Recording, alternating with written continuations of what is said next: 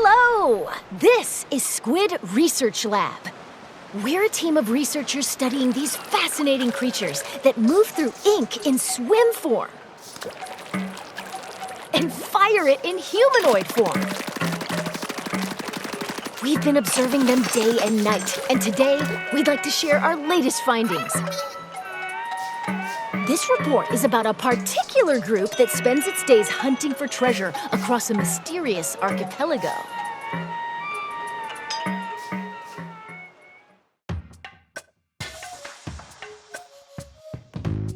This location, shrouded in fog, is the Spiralite Islands. A trio of swashbuckling musicians called Deep Cut heads there in search of treasure. But a sudden light forces them to make an emergency landing.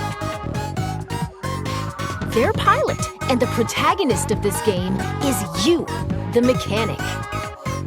Hired by Deep Cut for being super handy, it seems the mechanic eventually got roped into treasure hunting too.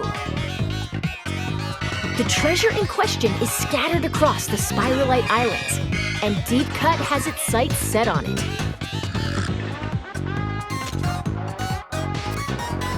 As you can see, the terrain and environment vary from island to island. The exploration bot, piloted by a member of Deep Cut, can detect where the treasure is. But these islands are also home to aggressive creatures called Salmonids. It appears they swarm around treasure and immediately go on the offensive if anyone gets too close.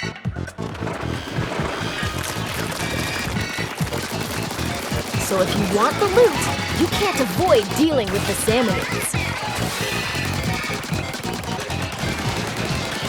But if you can defeat them, the treasure is yours for the taking.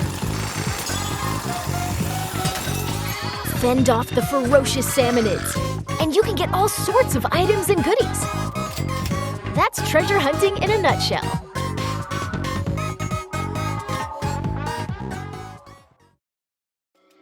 Now let's examine these Salmonids more closely. They're all called Salmonids, but there are lots of different types. Let's go over them. First, lesser Salmonids. We've got ones with spoons, frying pans, and tongs. Ones that bounce on springs, and ones that get in your face and explode. As their name implies, lesser Salmonids aren't much of a threat on their own, but they attack in hordes, which can be challenging. Next up, boss Salmonids. They're a little beefier than their lesser counterparts. Take the Scrapper, for instance. It faces you head-on, and its front is well protected. Keep using ink to stun it. Then circle around and take it down. That's the trick. In addition, the salty tongue is super sturdy and deals lots of damage. The salivator flies through the air and creates whirlwinds. The smoker produces fumes to protect its allies, and more. We've discovered quite a few of these boss Salmonids. Oh, when you defeat a boss Salmonid, they drop this big thing called a Mega Power Egg. Power eggs obtained from Salmonids serve as energy for the exploration bot to dig treasure. And apparently, each Mega Power Egg is worth 100 regular Power Eggs. Huh? The exploration bot started digging. Seems like it sensed some treasure buried underground. What's that scary-looking thing? Whoa! It's a type of seasoned Salmonid. This one's the minced Scrapper. It's got sturdy armor, and it comes with a threatening roller attack. Watch out, or you'll be minced into fish paste. There are other seasoned Salmonids. The thick-cut salty tongue launches a massive beam. The big stack stinger targets you with 3 lasers. There are even more. Each one represents the pinnacle of Salmonid evolution. That being said, upon closer examination, they seem to be covered in salt. So maybe the saltier the salmonid, the stronger they are? We'll keep researching that. Phew! After battling salmonids, it'd be nice to relax and just enjoy the ocean view. But we should probably gear up for the next treasure hunt.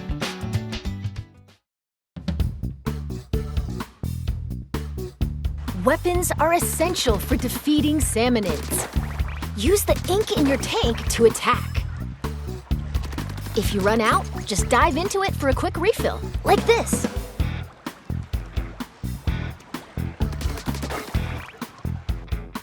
There are over 100 weapons to choose from. Sometimes salmonids drop a weapon when they're defeated. You never know which one you'll get. If you need to swap out your gear, just head to the hideout ship. And weapons have levels. The higher the level, the greater a weapon's power. You might even find rare weapons with special powers. So experiment to find your favorite one. Okay, well that ought to be enough for a regular treasure hunt. Let's be real. Salmonids are serious trouble, no matter how you slice it. That's where these come in handy. They're tools developed specifically for dealing with salmonids, called gadgets. Gadgets are powerful devices that can help you fight salmonids, and you can equip 2 of them at the same time. As you can see, they attach to your selected tank. Oh, right! There are 3 types of tanks. The speed tank, power tank, and tactical tank. The gadgets you can use depend on the tank, so let's introduce some of them based on tank type. First, speed tank gadgets. Blast boot. Leap forward at high speed and attack with a stomp. This can also be used for a hasty escape. Dash bomb. Launch forward using the explosion from a bomb. You can also move in other directions. Boomerang. Throw it to strike enemies. It'll stay airborne for a bit, then return to you. Booyah! Next, power tank gadgets. Splash it. Perform a quick slash in a wide sweeping arc. Even tough shields don't stand a chance.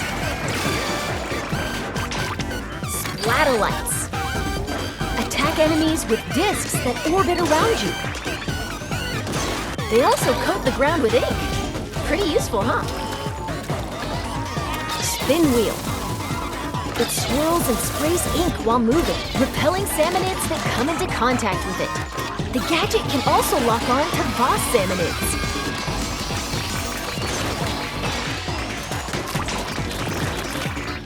Finally, tactical tank gadgets. Shot pot. Once it's set, it'll automatically attack enemies. Don't let your prey get away. Bomb balloons. Link them together, then fire at them for an explosion. Chain as many as you can for a bigger blast. Tether whale. Once placed, it connects to your tank with a powerful laser. Any salmonids that come into contact with the laser will take damage. There are other handy gadgets too. Whenever you use one though, a cooldown begins, so you'll need to wait until you can use it again. Keep that in mind. After all, the first step to becoming an expert gadget user is knowing when to use it. And the true value of gadgets lies in customization. You'll need gadget parts for that. Take this boomerang we introduced earlier, for example. It's got delivery damage up, horizontal area up, stop duration up, multi-rang. Mega Power Egg Collection, and a variety of other parts that you can equip. You'll need gadget part slots to equip these. As long as there are enough slots, you can add as many different parts as you want. We present to you a customized Booyarang. Even at a glance, you can tell it's had some serious upgrades. Next, let's try combining parts for the shot pot. Fire rate up, then range up. An extra shot pot and... Ooh, how about knockback gas to keep salmonids at bay? Yeah! This is great! You can also get gadget parts from defeating salmonids. You might even find ones with super high performance. So change up your gadgets with different parts and experiment to find your favorite combo.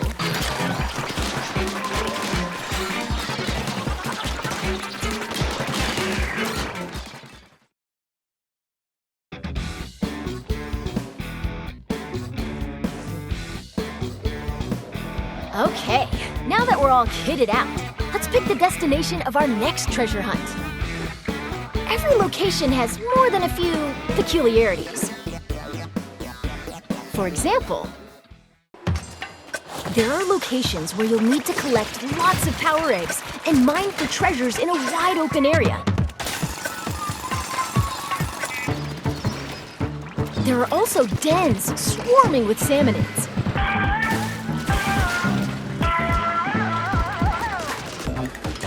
Strange facilities that lock you into using specific gadgets.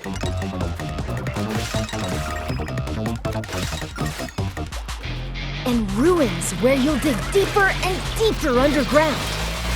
All sorts of challenges await across the Spiralite Islands.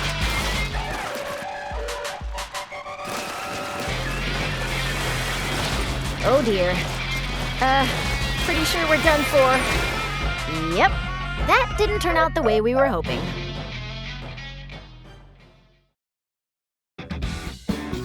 So the salmonids bested you, huh?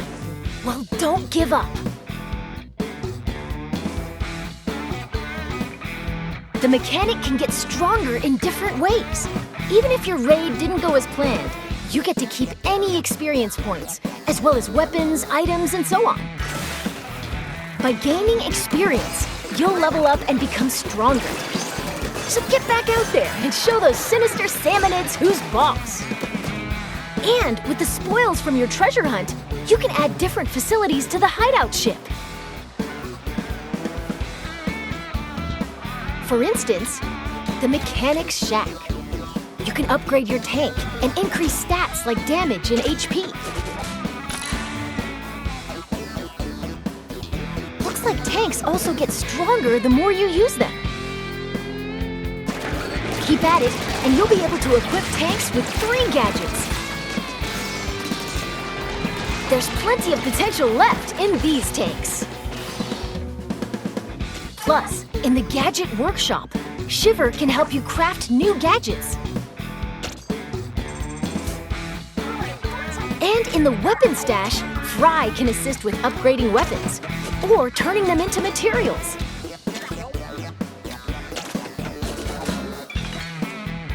There's more you can do, so build facilities and use them to hone your treasure hunting talents.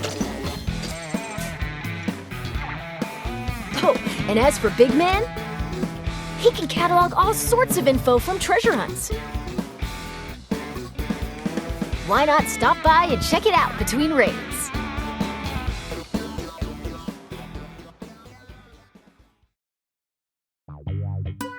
Let's go over some other features that'll make treasure hunting even more enjoyable. First, your outfits. While trekking across the islands, you can obtain outfits with all sorts of designs. Looking stylish is essential, no matter where you are. If you tap Amiibo figures from the Splatoon series, you can get an outfit with a unique design.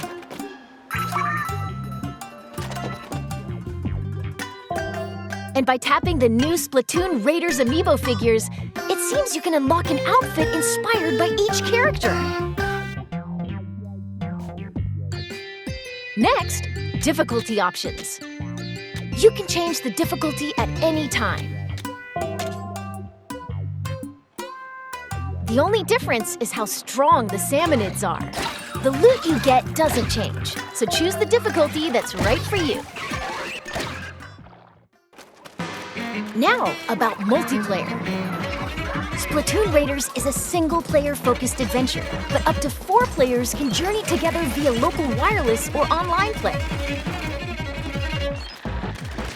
Team up with friends or create a room with an optional password. And you can go treasure hunting as a group. Gotta say, it's nice to have some backup when facing swarms of Salmonids. Speaking of which, there's the help feature. When playing solo, you can call for help, like this. Someone online can come and help you for a little while.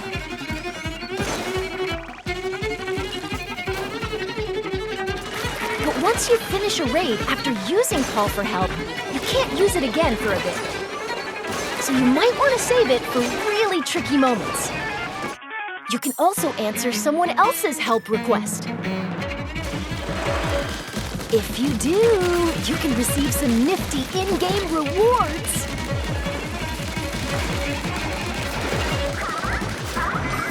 So work together to emerge victorious.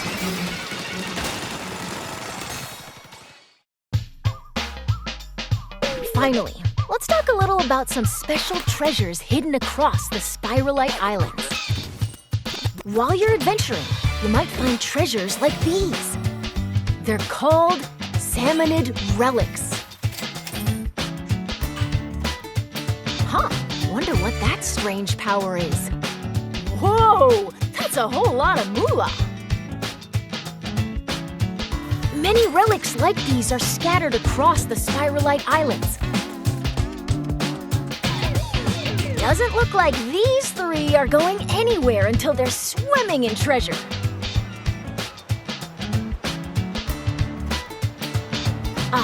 Looks like our time's almost up. Let's wrap things up here.